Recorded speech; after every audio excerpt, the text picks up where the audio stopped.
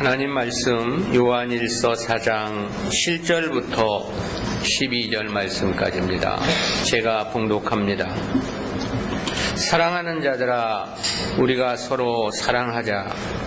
사랑은 하나님께 속한 것이니 사랑하는 자마다 하나님께로 나서 하나님을 알고 사랑하지 아니하는 자는 하나님을 알지 못하나니 이는 하나님은 사랑이심이라. 하나님의 사랑이 우리에게 어떻게 나타난 바 되었으니 하나님이 자기의 독생자를 세상에 보내심은 저로 말미암아 우리를 살리려 하심이니라. 사랑은 여기 있으니 우리가 하나님을 사랑한 것이 아니요 오직 하나님이 우리를 사랑하사 우리 죄를 위하여 화목제로 그 아들을 보내셨음이니라. 사랑하는 자들아, 하나님이 이같이 우리를 사랑하셨은즉 우리도 서로 사랑하는 것이 마땅하도다.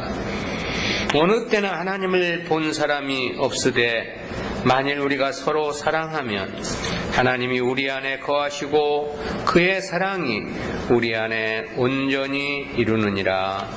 아멘. 지난 시간은 영분별에 대한 논증이었습니다. 이어 요한은 3장 끝부분에서 중단했던 사랑과 관련한 교훈을 다시 시작을 했습니다. 사랑에 대한 교훈은 본문이 세 번째입니다. 첫 번째는 2장 1절부터 11절이었죠. 거기서는 하나님의 계명 준수라는 측면에서 사랑 실천을 논했습니다.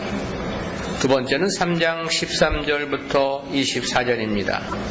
거기서는 사랑의 빚진 자의 본연의 자세로서 사랑을 말했습니다. 그런데 본문에서는 주제가 다시 바뀌었습니다. 본문은 하나님께 속한 자로서의 사랑 실천을 강조하고 있는 것입니다. 이러한 본문은 내용상 크게 셋으로 구분이 됩니다. 첫 번째는 성도는 사랑이신 하나님께 속한 자라는 논증입니다. 요한은 7절 전반절에서 사랑하는 자들아, 우리가 서로 사랑하자라고 말을 했죠. 성도 간에 서로 사랑할 것을 권면한 것입니다. 이것을 헬라어로 옮기면 아가페토이 아가포멘 알렐루스라는 그런 말입니다. 이 헬라어 원문은 세 단어로 구성되었는데요. 사랑하는 자들과 우리가 사랑하자라는 말, 그리고 서로라는 단어입니다. 근데 이 세 단어는 모두가 알파라는 문자로 시작을 합니다. 이처럼 어떤 정형성이나 규칙성을 가진 문장은 대개 시적인 표현을 할 때 사용되는 문장이죠. 즉 요한은 매우 정적이고 또 아름다운 문장으로 성도들에게 사랑을 권유하고 있는 것입니다. 이러한 문장에 나타나는 의미는 두 가지입니다. 1차적으로는 성도는 사랑해야 한다라는 것이고요. 또 하나는 그 사랑은 누구는 사랑하고 누구는 사랑을 받는 그런 일방적인 사랑을 말하면 아닙니다. 성도는 모두 사랑해야 한다, 그런 뜻입니다. 그러기에 우리가 서로 사랑하자라고 말을 한 거죠. 이 사랑이란 절대 도덕률 앞에서는 가르치는 자도 배우는 자도 구분은 없는 것입니다. 높고 낮음이나 빈부의 구분도 있을 수 없습니다. 하나님 백성이라면 그 모두는 사랑을 실천해야 하는 하나님의 계명 앞에 서 있는 존재인 거죠. 특히 이 사랑하자로 번역된 헬라어는 그 시제가 현재의 시제입니다. 이 단어가 현재 시제라는 것은 사랑하자라는 이 말이 모든 세대에 지속적으로 선포되어야 할 메시지라는 의미를 나타내 줍니다. 이 사랑의 원리는 시대를 초월한다라는 거죠. 어느 시대나 하나님 백성, 교회 공동체의 이론이라면 마찬가지인 거죠. 누구라도 실천해야 할 가장 기본적인 삶의 원리임을 말하고 있는 것입니다. 왜 성도는 이처럼 사랑해야만 하는가? 이에 대한 답변으로 요한은 두 가지를 말했습니다. 첫 번째는 긍정적인 측면의 이야기인데요. 이와 관련해서 7절 하반절에서 그렇게 말을 했죠. 사랑은 하나님께 속한 것이니 사랑하는 자마다 하나님께로 나서 하나님을 알고 그랬습니다. 두 가지 의미로 구분됩니다. 첫 번째는 성도가 실천해야 할 사랑은 과연 어떤 사랑인가라는 문제인데요. 이에 대해서 사랑은 하나님께 속한 것이니 그랬습니다. 여기서 사랑으로 번역된 헬라어는 헤아가페라는 단어인데요. 사랑을 뜻하는 아가페에다가 정관사 해라는 단어가 부기된 겁니다. 따라서 이는 일반적인 사랑을 말하는 게 아닙니다. 어떤 특정한 사랑임을 나타내는 건데요. 다시 말해서 이는 신적 기원을 가진 사랑을 가리키는 것입니다. 그러기에 이 사랑은 하나님께 속한 것이라고 그렇게 말을 한 거죠. 하나님께 속한 것이란 일륜적인 것에 속한 것이 아님을 분명히 하는 것입니다. 따라서 이는 남녀 간의 육체적이고 성적인 사랑을 뜻하는 그런 에로스가 아닙니다. 친구나 혈연적인 사랑을 뜻하는 필리아도 아닙니다. 받을 자격이 없는 자에게 베풀어지는 무조건적인 사랑을 뜻하는 것입니다. 그러면서도 이는 하나님의 구속사와 관련한 사랑을 의미합니다. 따라서 이 사랑은 무엇보다 물질적이거나 세속적인 것을 목적으로 하지 않습니다. 이 사랑은 그리스도 안에서, 즉 진리 안에서란 경계를 갖는 것입니다. 다르게 표현하면 구원을 위해 서로 돕고 협력함을 가리킴이라고 말할 수 있습니다. 가장 먼저는 하나님의 뜻, 진리의 한 마음을 갖는 것, 그것이 사랑이라고 말할 수 있습니다. 그리고 하나님께서 당부하신 바를 위해 서로 협력하는 것, 그것이 사랑인 것이죠. 그리고 이 사랑은 앞에서도 언급한 바와 같이 반드시 자기 헌신과 희생이 동반되는 거죠. 조건이 없는 사랑이기에 그렇습니다. 보다 직접적으로는 주님을 순종하고 주님의 몸된 교회를 섬기는 행위도 함축되어 있는 것입니다. 주님께서 명하신 복음 사역을 위해 나를 들여 헌신하고 또 희생하는 삶을 말하는 거죠. 이것이 바로 여기서 요한이 말하는 헤아가페, 즉 진실로 성도가 구현해야 할 사랑이다라는 거죠. 두 번째는 하나님 자녀됨의 증거와 하나님을 아는 자란 증거라는 논증인데요. 여기서 사랑하는 자마다 하나님께로 나서 그랬는데요. 이 나서에 해당하는 헬라어, 이것은 2장 29절과 3장 9절에서도 언급된 바 있는 단어입니다. 즉 잉태 또는 출생을 나타내는 단어입니다. 따라서 구속사적인 사랑을 하는 자는 곧 하나님으로부터 출생한 하나님의 자녀임을 이야기하고 있는 거죠. 하나님을 알고 할 때 이 알고에 해당하는 헬라어 알다, 이해하다, 인지하다, 확신하다라는 그런 뜻을 가진 단어입니다. 아주 실제적이고 체험적이며 관계적인 가운데에서 취득하는 지식을 가리키는 말인데요. 따라서 하나님을 안다라고 하는 것은 하나님과 긴밀한 교제를 의미하는 것이죠.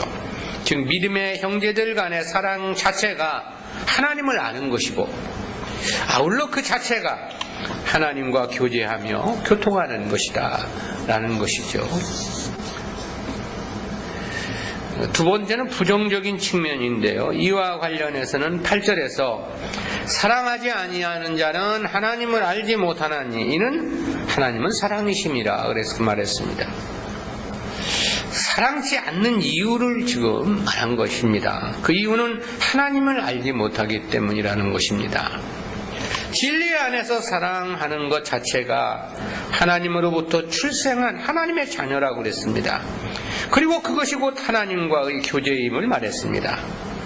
따라서 이 사랑을 하지 않는다고 하는 것은 저가 하나님의 자녀가 아니라는 증거라는 것이죠. 역시 저는 하나님을 알지 못한 사람이라고 이야기하고 있는 것입니다. 그러므로 교회는 무엇보다 진리에 대한 명료한 깨달음이 있어야만 하고요. 그리고 그 참된 진리의 역사에 마음 합함과 자기를 드린 희생적인 헌신이 있어야만 합니다.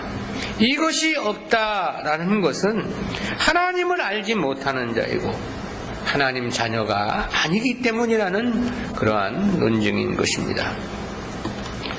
따라서 이는 세속적인 사랑과는 다릅니다. 바리새인들과 서기관들도 사랑을 하지 않은 것은 결코 아니었을 것입니다. 그들도 외형적으로 보면 일반적인 사랑은 매우 열심을 냈던 것으로 보여집니다. 때문에 그 시대의 민심이 모두 그들 편이었던 것도 사랑하지 않았는데 그들 편이었겠는가 그런 생각을 해볼 수 있죠. 주님이 그렇게 말씀한 바 있지 않습니까? 마태복음 7장 22절 23절 그날에 많은 사람이 나더러 이르되 주여 주여 우리가 주의 이름으로 선지자 노릇하며 주의 이름으로 귀신을 쫓아내며 주의 이름으로 많은 권능을 행치 아니하였나이까 하리니 그때 내가 저희에게 밝히 말하되 내가 너희를 도무지 알지 못하니 불법을 행하는 자들아 내게서 떠나가라 하리라.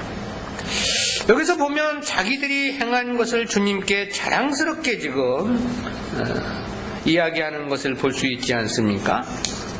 저들은 그러한 행위들을 모두 사랑이라는 이름으로 행했지 않았겠느냐라는 거죠. 주의 이름으로 선지자 노릇하면서 악한 동기로 그 일을 할 수는 없는 일일 것입니다. 또 악한 동기로 귀신을 쫓아내고 또 많은 권능을 행할 여지 역시 불가능한 일이 아니냐 그런 생각도 해봅니다. 그렇지만 주님은 불법을 행한 자들이라며 그들을 내어 쫓을 것을 명하신 거죠. 그렇다는 것은 무엇을 뜻하는가? 여기서의 이 불법이란 진리를 따라 행한 것이 아님을 뜻하는 거죠. 주님 안에서의 같은 믿음, 같은 진리 안에서의 행위가 아니었다라는 사실인 거죠. 기독교의 사랑은 진리 안에서의 사랑인 것입니다. 그러기에 가장 우선되어야 하는 것이 진리에 대한 동일한 믿음의 고백이라고 말할 수 있습니다. 그리고 그런 사람들에게 이 사랑은 지극히 자연스러운 일이다 그렇게 말할 수 있겠습니다. 물론 믿음에 따라 정도와 차이는 있을 수 있을 것입니다. 그러나 저들은 이 사랑이 일반적인 생활일 수밖에 없을 것입니다. 왜냐하면 진리란 믿는 자들로 하여금 하나님의 역사와 하나와 일치를 이루게 하기 때문에 그런 것이죠. 하나님의 역사와 하나 되고 일치되는 것이 곧 사랑을 실천하는 삶인 까닭입니다. 두 번째는 우리를 사랑하신 하나님의 사랑에 대한 논증입니다. 성도는 사랑이신 하나님께 속한 자로서 사랑해야 함을 논증했습니다. 이어 요한은 9절 10절에서 보다 구체적으로 이 사랑이 과연 어떤 사랑인가를 설명한 겁니다. 9절 10절입니다. 하나님의 사랑이 우리에게 어떻게 나타난 바 되었으니 이렇게 나타난 바 되었으니 하나님이 자기의 독생자를 세상에 보내심은 저로 말미암아 우리를 살리려 하심이니라. 여기서 나타난 바 되었으니라고 하면 하나님의 사랑의 결과를 말한 겁니다. 그 사랑의 결과에 대해서 요한은 세 가지를 말했는데요. 첫째는 주님의 성육신 사건입니다. 이에 대해서 자기의 독생자를 세상에 보내신 것이라고 그렇게 표현을 했습니다. 이는 본서 1장 1절 이하의 말씀으로 설명할 수 있습니다. 그렇다면 하나님이신 당신이 육신을 입고 독생자의 이름으로 이 세상에 오신 것 그 자체가 바로 사랑임을 말하는 것이죠. 그렇다면 주님께서 육신을 입고 이 세상에 오신 것이 그게 어떤 사랑이라는 말인가? 주님께서 이 세상에 오셨다 해서 하나님 백성들에게 세상적으로 달라진 것은 아무것도 없습니다. 나라를 로마에서 구해주신 것도 아니었고요. 가난한 자들에게 부자를 만들어주신 것도 아니었습니다.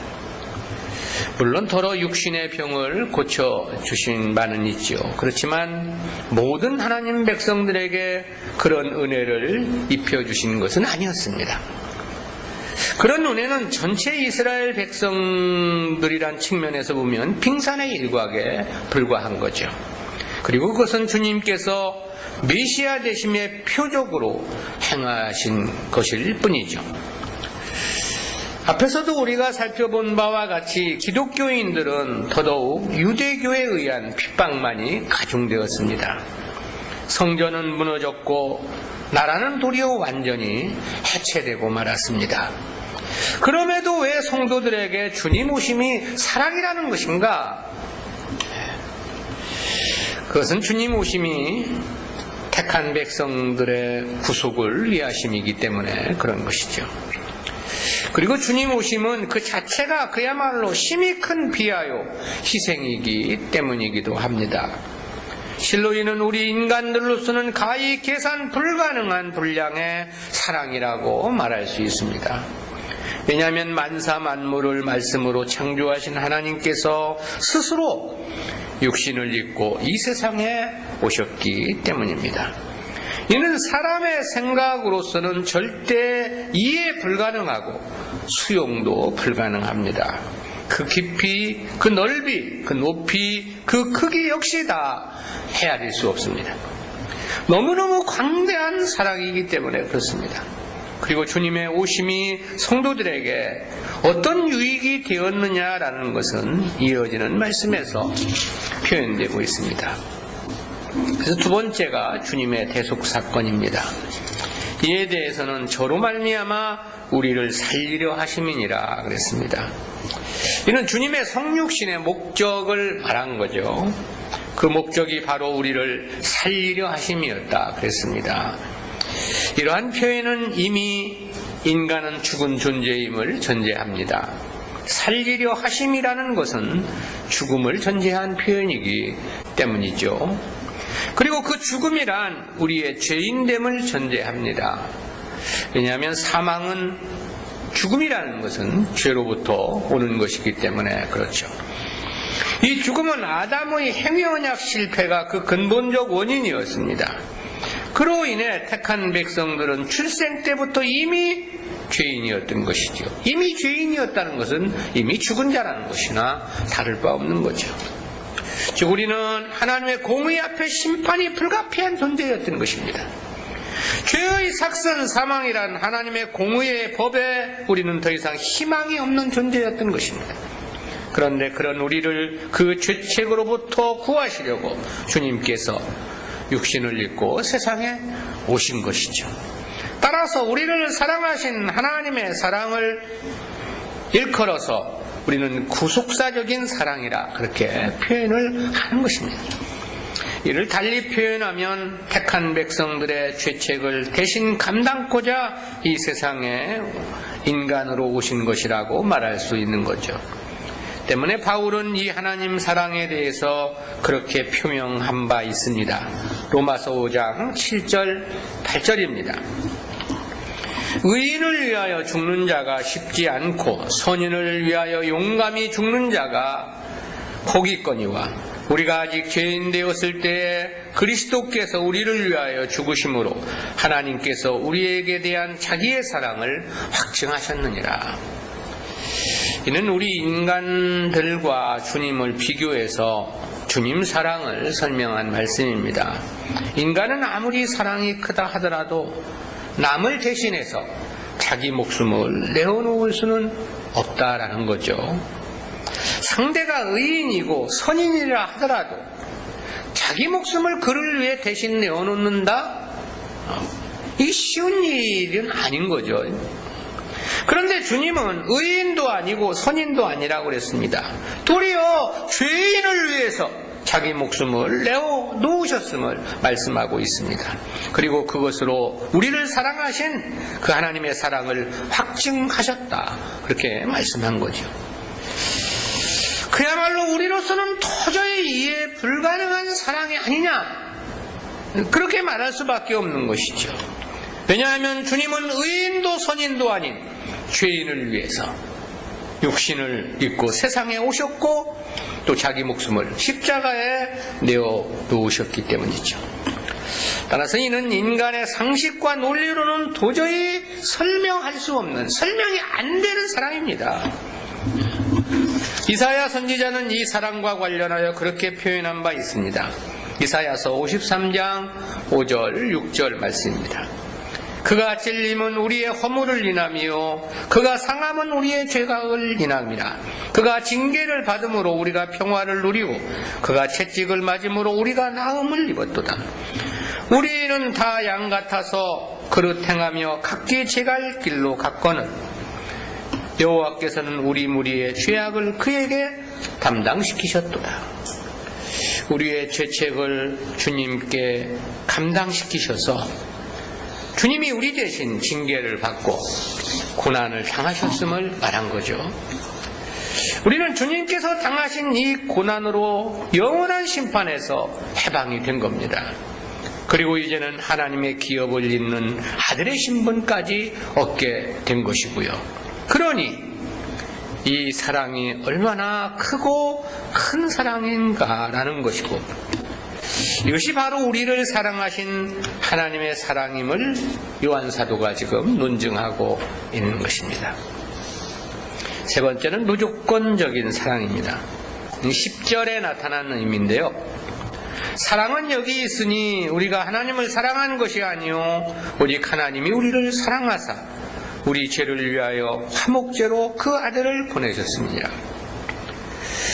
우리가 하나님을 사랑했기에 하나님께서 우리를 사랑한 것이 아니라는 것입니다. 하나님께서 먼저 우리를 사랑하셨다는 것이죠. 이러한 표현에는 하나님 사랑은 어떤 조건에 의한 것이 아니라는 것을 명백히 하는 거죠. 그것은 우리를 사랑하는 것이 하나님이 먼저라는 것이 그것을 말해주고 있는 거죠. 반대로 우리가 만일 하나님을 사랑한 것이 있다면 그것은 무조건적이면 아닙니다. 왜냐하면 우리는 이미 하나님으로부터 먼저 사랑을 받은 자이기 때문입니다. 그러나 하나님은 우리에 대하여 먼저 사랑하셨다, 그렇게 말했습니다. 그러니 이는 가장 우선적으로 조건이 없는 사랑이었다, 그렇게 정의할 수 있는 것이죠. 창세전 우리를 그리스도 안에서 선택하심도 조건은 없었습니다. 주님께서 육신을 입고 이 세상에 오셔서 우리를 위해 고난을 받으심도 결코 어떤 조건에 의한 것이 아니었습니다. 그 동기 자체가 다만 사랑했기 때문이라고 말하고 있는 거죠.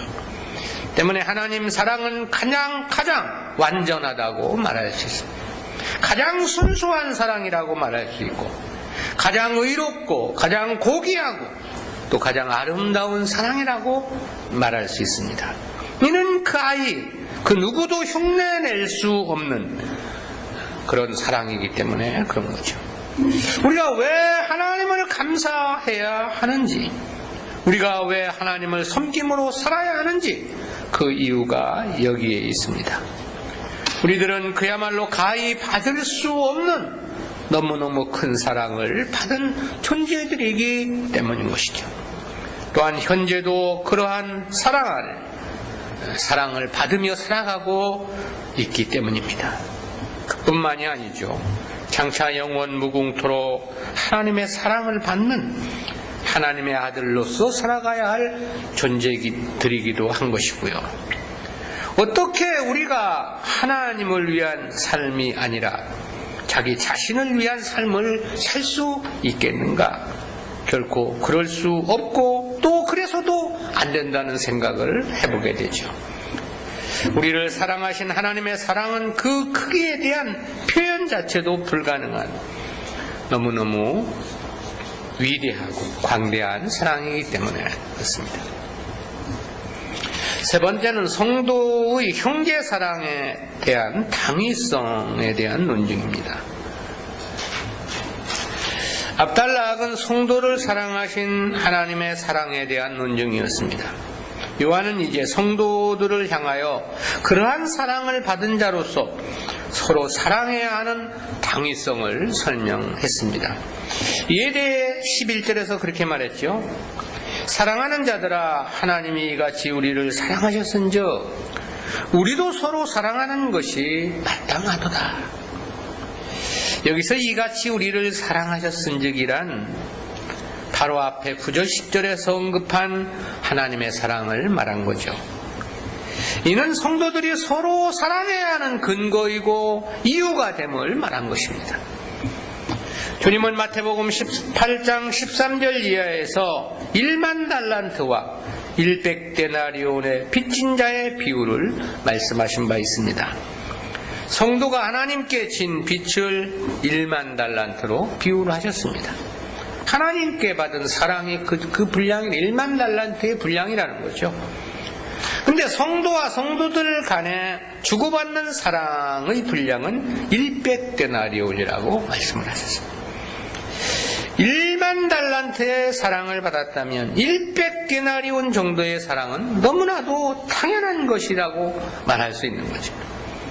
본문에서 요한이 이야기하고자 한 취지가 바로 이와 같습니다. 때문에 우리도 서로 사랑하는 것이 마땅하도다라고 이야기하고 있는 거죠. 여기서 이 마땅하도다라는 말, 이는 빚진 자, 매여 있다, 의무를 지다라는 의미의 현재 능동태 동사인데요. 문자적으로 채무자가 채권자에게 갚아야 할 당연한 의무를 나타내는 말입니다. 요한이 여기서 이 단어를 사용하면은 이유가 있는 거죠. 성도들이 서로 사랑해야 하는 것은 해도 되고 안 해도 되는 사항이 아님을 말하고자 함의 목적이 있습니다. 하지 않으면 안 된다라는 거고요. 당연히 해야 하는 일임을 말하고 있는 것입니다. 그 이유는 두 가지로 설명됩니다. 첫 번째는 성도는 사랑의 빚을 진 자이기 때문에 그렇습니다. 하나님께서 이해 불가능한 사랑으로 성도들을 사랑했음을 말씀했습니다. 그러기에 성도는 원리적으로나 실제적으로 하나님께 사랑의 빚을 진 자들이죠. 그런데 하나님께서 성도들을 향해 서로 사랑할 것을 명하신 것입니다. 즉 성도들에게 사랑의 채무자가 되시는 하나님의 뜻이 사랑을 명하신 거죠. 따라서 이를 따라야 함은 의무인 것이며 너무나도 당연한 일이 아니냐라는 거죠. 만약 이를 시행치 않는 것은 앞에서 설명한 1만 달란트의 빚을 탕감받은 자가 100데나리온의 빚진 동관을 용서치 않은 것과 당연한 일이다라는 것입니다. 그러므로 이 성도와 성도 간의 사랑은 본능적인 사랑은 아닙니다. 사랑하고자 하는 마음이 생겨서 사랑하는 것 역시 아닌 것입니다. 의무적이며 강제적인 것입니다. 사랑이 안 가도 사랑해야 합니다. 심한 경우는 미움이 있어도 사랑해야 한다는 그런 의미를 함축하는 것입니다. 빚진 자가 채무를 갚는 것이 갚고 싶어서 갚는 겁니까? 어쩔 수 없으니 갚아야 하는 것이죠. 이는 의무이며 책임과 관련된 것이기 때문에 그런 것입니다. 그러니까 성도가 성도를 사랑하는 것, 주님의 역사에 함께하고 또 동참하는 것, 이 모든 것들은 의무이고, 그러기에 우리가 마음이 없다 하더라도 자기 마음을 쳐서 복종시켜 여기 하나를 일치를 이루어야 하는 것이죠. 두 번째는 성도의 사랑이 하나님 사랑의 온전한 구현이며 자기 역시 하나님 사랑의 온전을 이루는 길이기 때문이라고 했습니다. 12절이죠. 어느 때나 하나님을 본 사람이 없으되 만일 우리가 서로 사랑하면 하나님이 우리 안에 거하시고 그의 사랑이 우리 안에 온전히 이루느니라. 무슨 말이냐면 형제를 사랑할 때 하나님께서 그들 안에 거하실 수 있다는 뜻이죠. 그리고 그리할 때 하나님의 사랑이 성도 자신에게도 온전히 이루어지게 됨을 말한 것입니다. 우리는 이 문장에서 두 가지 사실에 주목을 해보게 되는데요. 첫 번째는 어느 때나 하나님을 본 사람이 없다는 말씀입니다. 당시 영지주의자들은 자신들이 하나님을 직접 보고 또 직접 음성도 듣는다고 주장을 했습니다. 하나님께로부터 직접 영적 지식을 습득하여 하나님과 깊은 영적 교제를 나눈다고 주장을 한 겁니다. 이에 대해 요한은 누구도 하나님을 본 사람은 없다, 그렇게 지금 말하고 있는 것입니다. 즉 그들의 주장은 허위요 거짓임을 선언한 겁니다. 이런 경우는 오늘 우리 시대는 더욱더 극렬합니다. 환상이든 꿈이든 하나님을 보았다고 하는 자들이 천지사방에 널려 있죠. 마치 하나님으로부터 직접 계시를 받은 것처럼 말하는 경우는 더더욱 부지기수로 많습니다. 이런 측면에서는 모두가 오늘 우리 시대의 영지주의자들이다, 그렇게 말할 수 있습니다. 지난 노회 때도 김창선 목사님이 기도하는 사람이 늦게 왔나 아니면 어쨌든 그래서 찬송을 했고 또 설교를 듣고는 또 찬송을 바꾸면서 하나님이 그렇게 하셨다, 그런 얘기를 이렇게 해서 제가 좀 뭐라고 해주려다가 기회가 없어서 얘기를 못했는데, 그런 말 자체가 그게 맞지 않는 말입니다. 자기가 찬송가 골라가지고 자기가 선택한 것이지 하나님이 그렇게 하시라고 한 겁니까? 사람이 늦게 와가지고 찬송을 한두 더 부른 거지, 그게 하나님이 찬송 더 부르라고 사람 늦게 오게 하신 것입니까? 근데 그런 것들을 하나님이 하시는 일이라고 감히 그렇게 말하면서 하는 것들이, 이게 자칫 잘못하면 내 생각이 하나님의 뜻이고 어디 무엇을 근거로 그런 것들을 하나님이라고 하느냐. 그게 무슨 병을 낚인다고 그런 거 하면 안 된다고 하니까 나보고 성령의 역사를 부정한다 그래서 그런 얘기들을 많이 하거든요. 그래서 누가 그런 것을 병 낚이고 그런 것을 성령의 역사라고 성경이 말씀했느냐라는 거죠. 성경이 어디 그런 것을 성령의 역사라고 그랬습니까? 불법이라고 그랬지. 주의 이름으로 귀신을 쫓아내고 주의 이름으로 많은 권능을 행했다고 그랬어요. 불법이라고 하지 않았습니까? 그게 성령의 역사라고 말한 게 아니고, 제자들이 한 것은 그것은 약속에 따라 하는 것입니다. 그러나 오늘 우리 시대에 하는 것은 그건 약속이 아닙니다.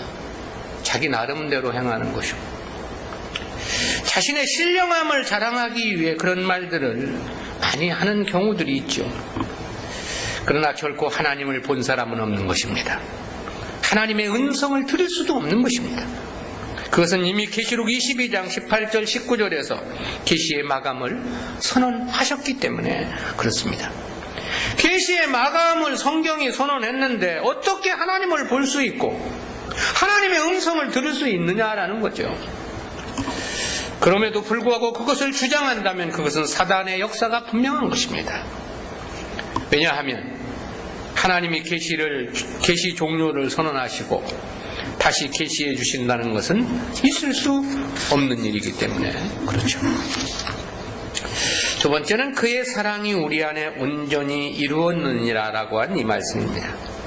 이는 성도들이 서로 사랑할 때 하나님 사랑이 성도들 안에 온전히 성취된다, 그런 뜻입니다. 즉 하나님은 성도들을 통해서 사랑을 나타내시기를 원하신다는 것이죠. 구속사에 필요한 사랑은 그리스도를 통해서 성취하셨습니다. 그러나 구속사의 과정 속에서 요구되는 일반적인 사랑들이 있죠. 그 부분은 성도들을 서로를 통해서 하나님은 나타내신다, 하나님의 사랑을, 그런 뜻이죠. 성도들을 사랑하시기에 하나님께서 그들을 불러내시고 복음을 통해 중생케 하시지요. 그런데 하나님은 그 일을 사람을 통해서 역사하시는 것입니다.